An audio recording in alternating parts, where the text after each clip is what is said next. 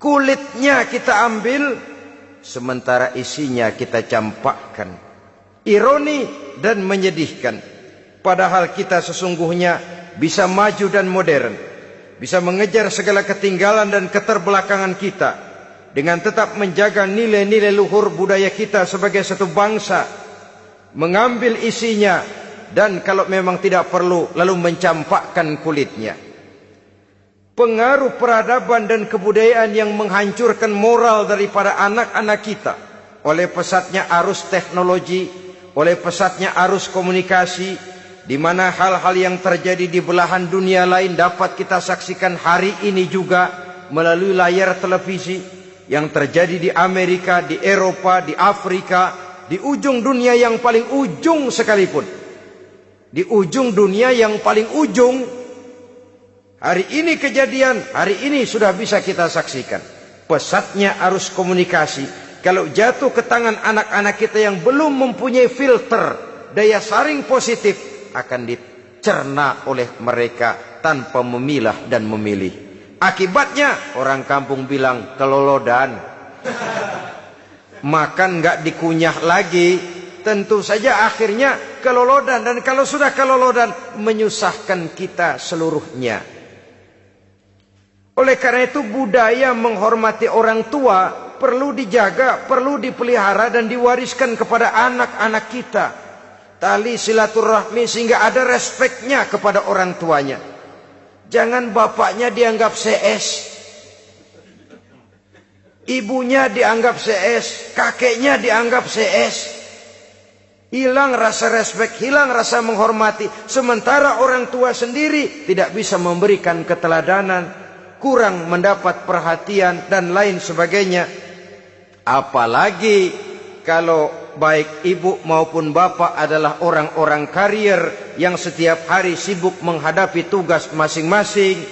Bapak sibuk rapat, pindah kantor sana kantor sini, ibu sibuk arisan, besarlah anak-anak di tangan pembantu dan lain sebagainya, sehingga dia merasa kurang mendapat perhatian, dan ini akan ikut membentuk warna dari kepribadian yang dimilikinya.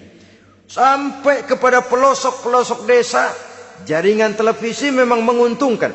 Tapi kalau sudah sampai kepada menayangkan budaya-budaya yang tidak sesuai dengan pola di mana mereka tinggal, pola lingkungannya, dan ingin mereka terapkan dalam kehidupan, ironi dan menyedihkan. Maka sering dikatakan, jikalau ABRI masuk desa, rakyat beruntung. Jikalau listrik masuk desa, rumah jadi terang. Jikalau koran masuk desa, rakyat jadi cerdas. Jikalau hakim masuk desa, rakyat lalu sadar hukum. Tapi jikalau maksiat dan munkarot masuk desa, minuman keras masuk desa, judi masuk desa, pelacuran masuk desa, rakyat tentu kiamat.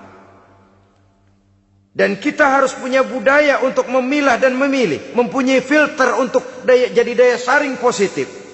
Oleh karena itu saudara-saudara, tahap kedua setelah menanamkan jiwa tauhid kepada anak, tanamkan rasa hormat kepada orang tuanya. Orang tua itu ibu bapaknya, orang tua itu guru-gurunya yang mengajarkan dia, atau yang dianggap tua yang lebih senior dari dia. Karena tidak ada satu peradaban yang berdiri sendiri. Bagaimanapun maju dan modernnya kita sekarang, tentu merupakan mata rantai yang berkaitan dari generasi terdahulu. Ini yang kedua. Setelah tauhid, berbakti kepada ibu dan bapak. Tidak ada satu kebahagiaan yang bisa ditegakkan di dunia ini tanpa doa, tanpa restu daripada ibu dan bapak. Ini keramat hidup. Doanya dikabul Allah dan kutuknya juga dikabul oleh Allah Subhanahu wa taala. Jadi mendidik anak setelah menanamkan jiwa tauhid, menanamkan rasa hormat dan taat berbakti kepada ibu bapaknya. Itu yang kedua. Kemudian yang ketiga, melalui model Luqman, Quran mendorong kita untuk mendidik anak menanamkan etika otonom. Apa itu? Ya bunayya innaha in taku mithqala habbatin min khardalin fatakun fi sakhratin aw fis samawati aw fil ardi ya'ti biha Allah.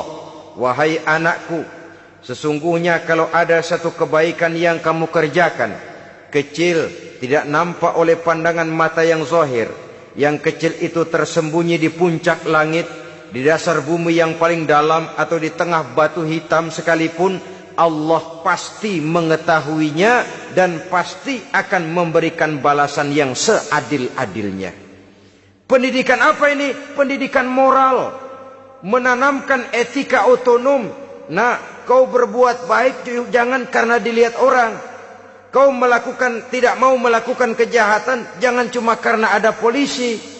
Kalau ada polisi kau tidak mau jahat, kucing juga begitu.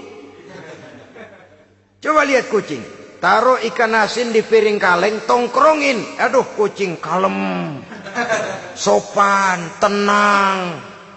Sedikit kita lengah, habis ikan digarap. Tapi ditanamkan satu kesadaran, kemanapun kau pergi, apapun yang kau kerjakan,